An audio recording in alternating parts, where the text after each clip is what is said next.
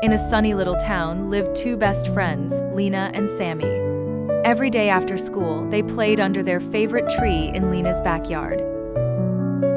One afternoon, Lena brought out a box filled with little paper leaves. "What are these?" Sammy asked. Lena smiled. "It's our kindness tree. Every time we do something kind, for our family or anyone, we write it on a leaf and stick it to the tree." Sammy's eyes lit up. "That sounds fun. Let's start now."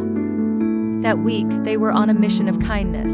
Lena helped her grandma water the plants. Sammy cleaned up his toys without being asked.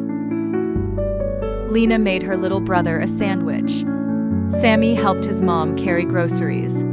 Together, they made a thank you card for their teacher. Each good deed got a new leaf on the tree. By the weekend, the tree was full of colorful leaves fluttering in the breeze. Lena's mom came out smiling. "Your tree is growing so beautifully." Sammy nodded proudly.